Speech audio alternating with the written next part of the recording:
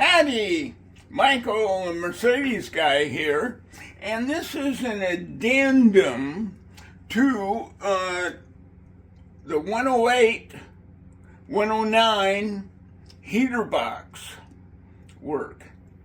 So we're replacing the heater motor. Now, they'll come without the squirrel cage. So how do you get this off?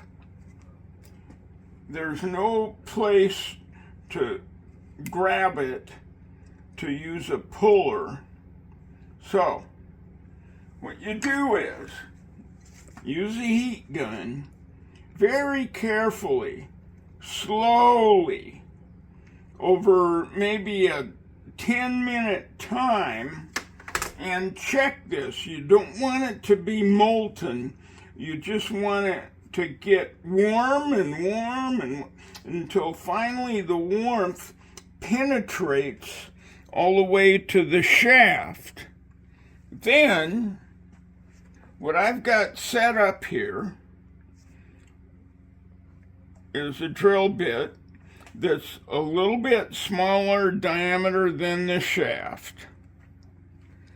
So, what you start with, when you get this warmed up, you hold the squirrel cage and pound on that shaft until it's flush with this nylon squirrel cage. Then,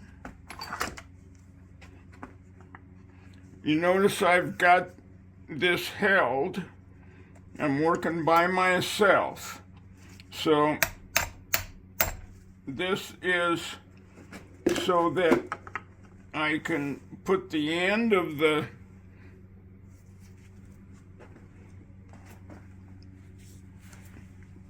drill on that shaft.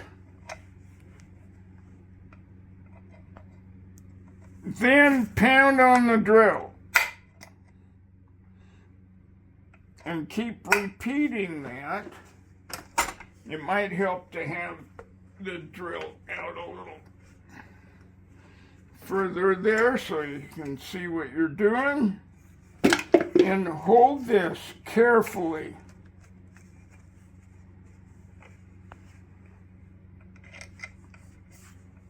And pound on that shaft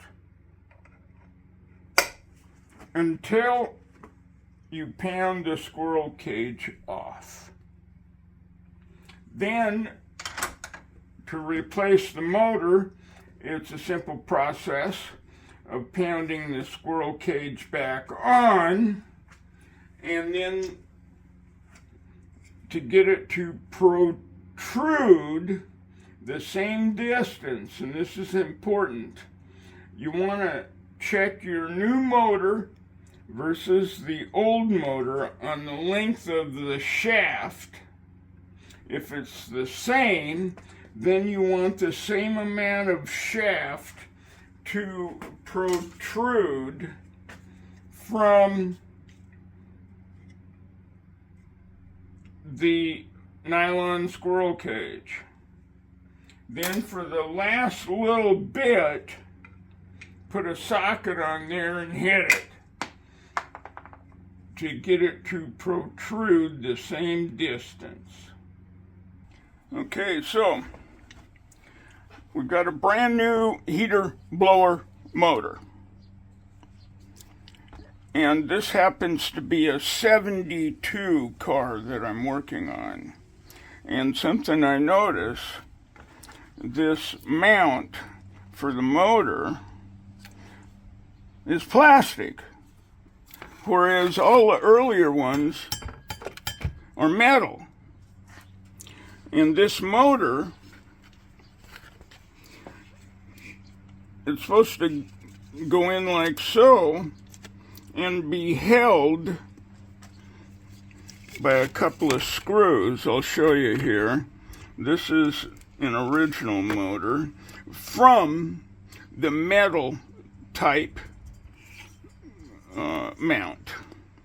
and it goes in the mount, and then these two clips,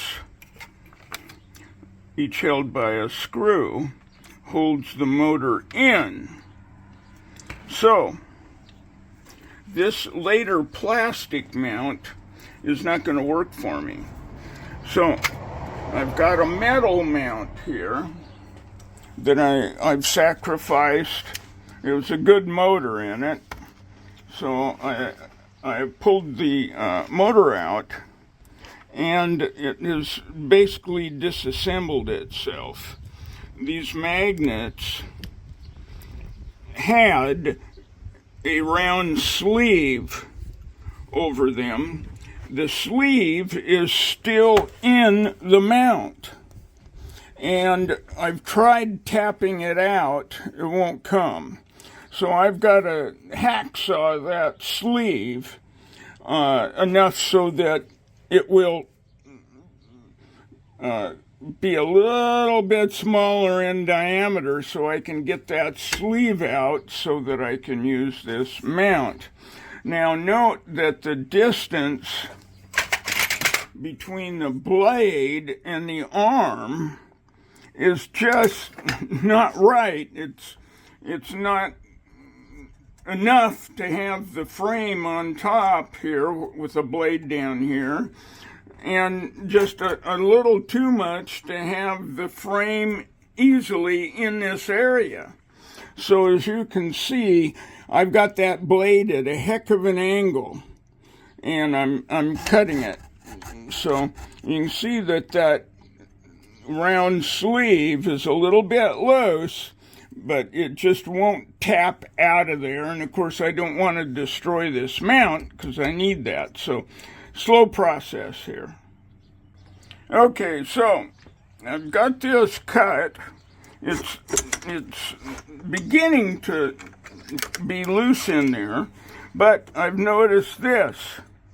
This is swagged over in 4 places.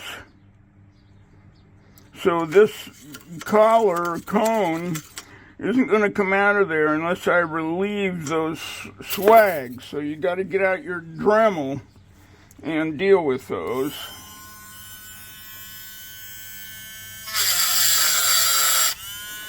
Okay, I've ground off those swags, and sure enough, look at this. The collar comes out. Now, originally this was part of this motor. So now we've got our motor mount, and let's just see how it fits with our new motor. Hey, that's a nice snug fit, but it'd be nice to have it held in a little more securely than what it is right now.